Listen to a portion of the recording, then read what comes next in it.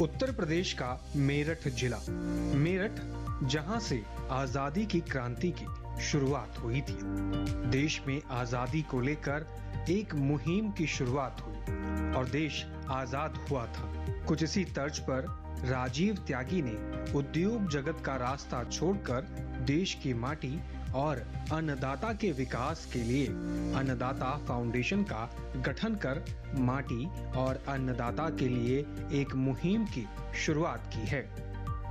दिल्ली विश्वविद्यालय से ग्रेजुएशन और लॉ के बाद मैं व्यापार के क्षेत्र में दिल्ली में जो 35 वर्ष मैंने बजाज की डीलरशिप, टाटा क्रोमा टाटा के साथ, अपनी एक एनबीएफसी के साथ, अपने एफसीआई गोडाउन के साथ विभिन्न क्षेत्रों में कार्य करने के बाद एक वर्ष जिस वक्त कोरोना का पीरियड आया, उस वक्त मुझे ऐसा फील हुआ कि शायद ज़िंदगी में कुछ कार्य ऐसे हैं जो हम लोग नहीं कर रहे हैं।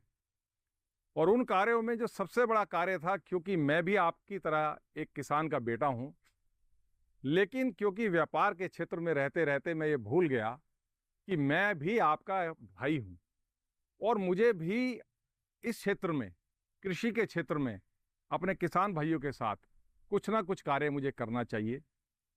इसलिए ये सब चीज़ जानते हुए कि एग्रीकल्चर क्षेत्र में आज जो हमारे किसान भाई हैं वो मैक्सिमम उपज लेने के लिए, मैक्सिमम प्रॉफिट कमाने के लिए पेस्टिसाइड्स का भरपूर मात्रा में इस्तेमाल कर रहे हैं। तो मेरे दोस्तों, मेरे भाइयों, समय सब कुछ सिखाता है। मैंने ये महसूस किया कोरोना पीरियड के अंदर कि जिस वक्त मेरी पुत्रवधू ने मेरे पोते के लिए जब एक ऑर्गेनिक दूध को मंगाया, जिसकी कीमत जानने के बाद मैंने अपनी पुत्रवधू से सिर्फ एक ही सवाल किया कि बेटा, ये जो दूध तुम पिला रहे हो क्या ये ऑर्गेनिक है? उसने कहा हाँ पापा, ये ऑर्गेनिक है। मैंने कहा बेटा, आप कैसे कह सकते हो कि ऑर्गेनिक है? जब तक गाय ने चारा ही ऑर्गेनिक नहीं खाया तो दूध ऑर्गेनिक कैसे हो जाएगा? सवाल उस दूध का नहीं था, सवाल सिर्फ ये था कि मेरे मन में एक सवाल आया कि अगर मेरे घर में मेरी पुत्रवधू मेरे बच्चे के लिए इतनी चिंता कर सकती है, तो इस देश के अंदर कितनी ऐसी माताएं होंगी जो अपने बच्चों के भविष्य के लिए एक पौष्टिक फूड की, एक ऐसे भोजन के लिए सोचती होंगी कि मेरे बच्चे का स्वस्थ निर्माण हो। बच्चा स्वस्थ होगा तभी तो हम लोग का देश स्वस्थ होगा। हमारे जीवन का आधार है अन्न और अन्न पैदा होता है मिट्टी में। फूड की जननी है धरती माँ, जिसे रासायनिक खाद देकर हम अत्याचार कर रहे हैं। जैविक और प्राकृतिक उत्पाद मानव स्वास्थ्य को बेहतर रखने के अलावा खेत की उर्वरा शक्ति को बनाए रखने में मददगार होते हैं। बच्चों का स्वास्थ्य और भविष्य बेहतर होगा, इसी सोच को आगे बढ़ाने के लिए राजीव त्यागी ने अन्नदाता फाउंडेशन का गठन किया और एक मिशन के तहत प्राकृतिक खेती को बढ़ावा देने के लक्ष्य के साथ आगे बढ़े। इस बारे में राजीव त्यागी कहते हैं, हम फूड की क्वालिटी की बात तो कर रहे हैं, लेकिन फूड से पहले ये फूड पैदा कहां से होता है? इस फूड की जननी कौन है? इस फूड की जननी है हमारी पृथ्वी माँ, हमारी माटी, जो हमारे लिए पौष्टिक से पौष्टिक, सात्विकता से भरपूर, प्रोटीन से भरपूर भोजन देती है। लेकिन हम किसान भाई, हम जो माटी पुत्र हैं, हम जो किसान, जो मिट्टी से ही जीवन बनाते हैं, इससे ही पैसा कमाते हैं, हम ये भूल गए कि हम इसके ऊपर कितने अत्याचार कर रहे हैं।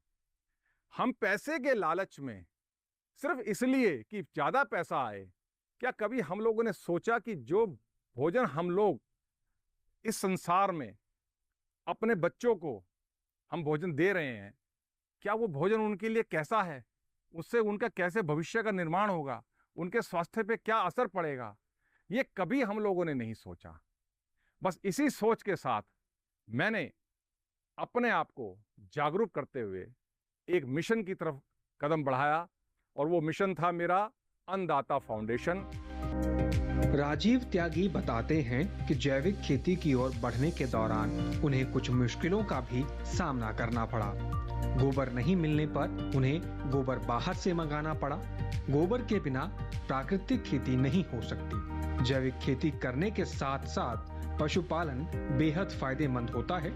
इसे जानकर राजीव त्यागी गाय पालन का भी काम किया और जैविक खेती शुरू की। किसान भाइयों, ये जो आप बाग मेरे साथ जो देख रहे हो, ये मेरे पिताजी ने बड़ी मेहनत के साथ लगाया था।